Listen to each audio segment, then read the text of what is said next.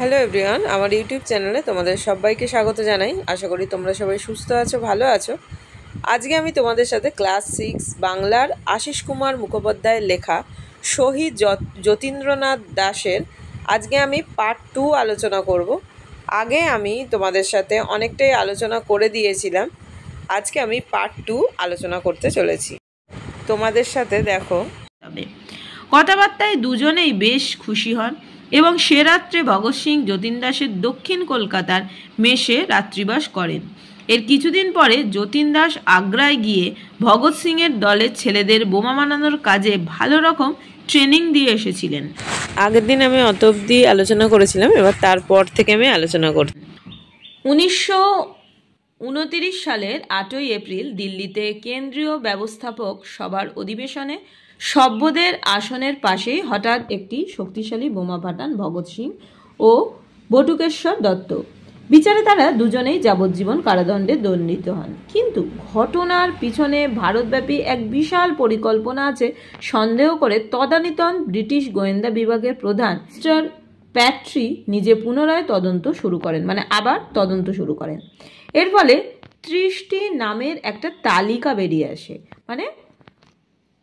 30টি নামের একটা তালিকা বার করা হয়, যার মধ্যে অন্যতম যার মধ্যে একটা নাম ছিল কার? যতীন দাসের। কাল বিলম্ব না করে লাহোর কনস্পিরেসি কেসের অন্যতম অভিযুক্ত আসামি হিসেবে কলকাতার প্রকাশ্য রাজপথ থেকে যতীন দাসকে গ্রেপ্তার করা হয় 14 জুন 1929 তারিখে।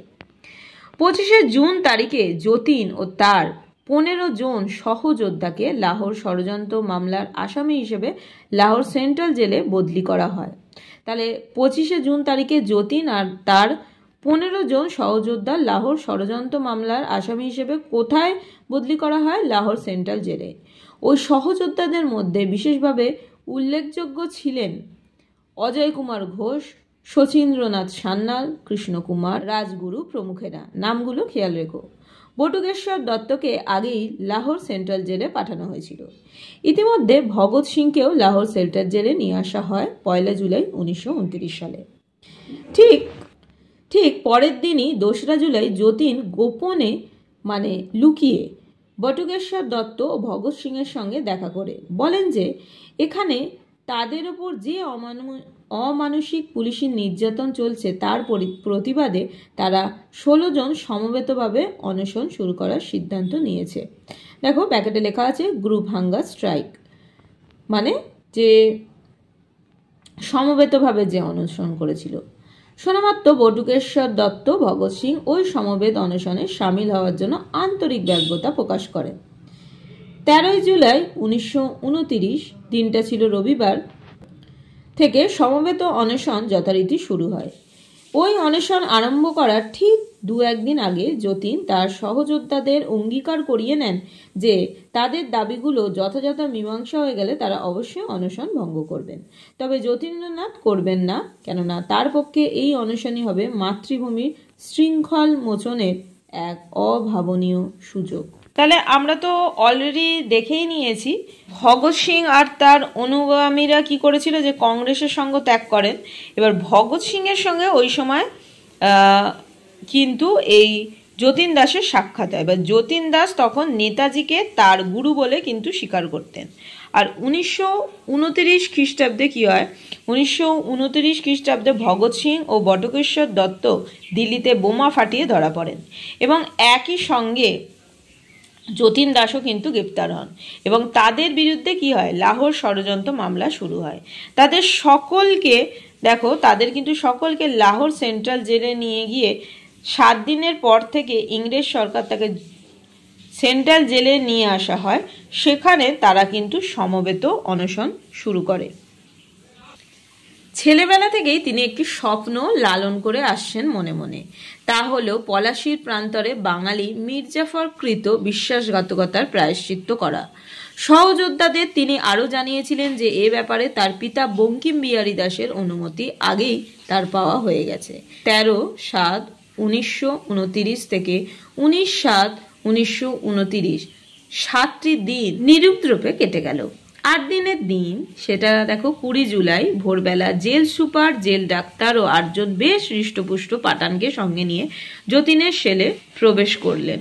তারপর কোনো রকম সংকেত না দিয়েই ওই 8 জন পাঠান একই সঙ্গে 8 দিন অভুক্ত বিশেষ দুর্বল যতীনের ওপর ঝাঁপিয়ে পড়ল। ওই সুযোগে ডাক্তার একটা সরু নল যতীনের নাকের মধ্যে প্রবেশ করিয়ে দুধ ঢালতে শুরু করে দেন। আর কোনো উপায় না দেখে যতীন ইচ্ছাকৃতভাবে জোরে জোরে কাশতে থাকেন। ফলে ওই নলটির মুখ খাদ্যনালী থেকে সরে গিয়ে শ্বাসনালীর মধ্যে ঢুকে যায় এবং কিছুটা দুধ যতীনের ফুসফুসে ঢুকে যাওয়ায় যতীন জ্ঞান হারিয়ে ফেলেন।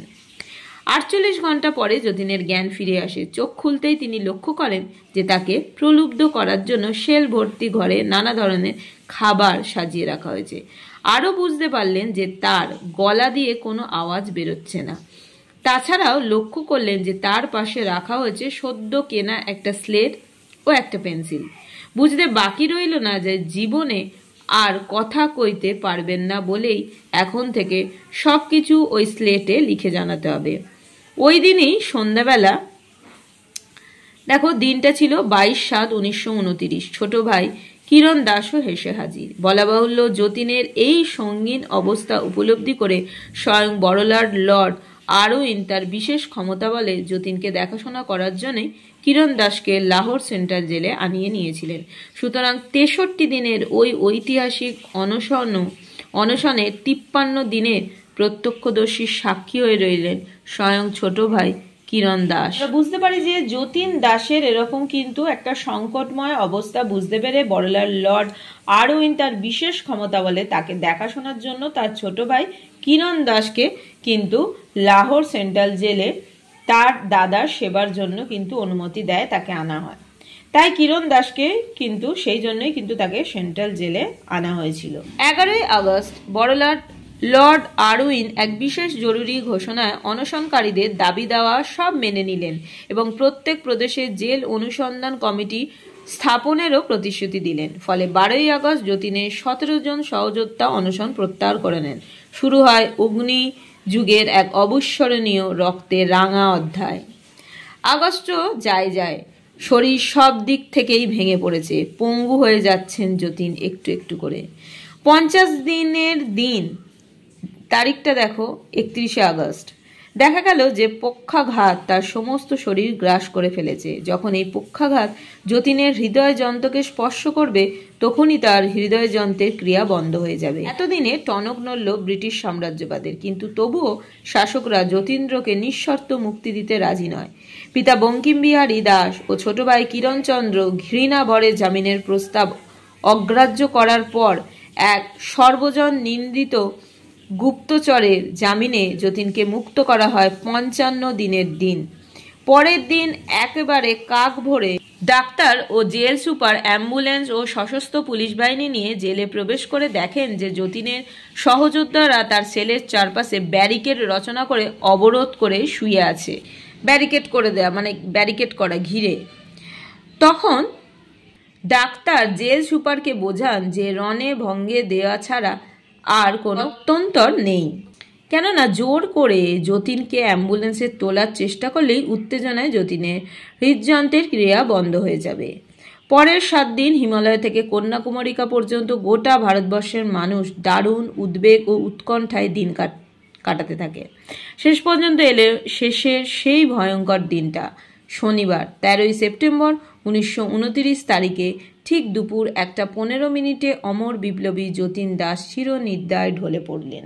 অনশন শুরু করার 50 দিন পর পক্ষাঘাতে যতীন দাসের কি হয়, সমস্ত শরীর অচল হয়ে পড়ে। তার হৃদযন্ত্রও কিন্তু অচল হয়ে যেতে শুরু করেছিল।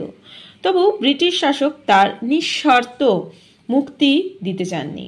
অবশেষে 1929-এর 5 সেপ্টেম্বর ব্রিটিশ সরকারের যতীন দাসকে শর্তাধীন জামিনে মুক্তি দিতে চাইল, কিন্তু তার সহযোদ্ধারা কি করেছিল, এই পদক্ষেপকে অসম্মানজনক বলে মনে করেন। ও কারারক্ষীরা যখন যতীন দাসকে জেলের বাইরে নিতে এলো তখন তারা দেখল যতীন দাসকে যাতে ইংরেজ সহযোদ্ধারা কোনো মতেই নিয়ে যেতে না পারে তার জন্য যতীন দাসের সহযোদ্ধারা পদ অবরোধ করে শুয়েছিল। আর আমরা কি দেখলাম, 7/9/1929 থেকে 13/9/1929 অবধি এই 7 দিন বিপ্লবী যতীন দাসের অবস্থা সংকটজনক হয়ে পড়ে। হিমালয় থেকে কন্যাকুমারিকা পর্যন্ত গোটা ভারতবর্ষের মানুষ দারুণ একটা উদ্বেগ আর উৎকণ্ঠায় কিন্তু দিন কাটাতে শুরু করে।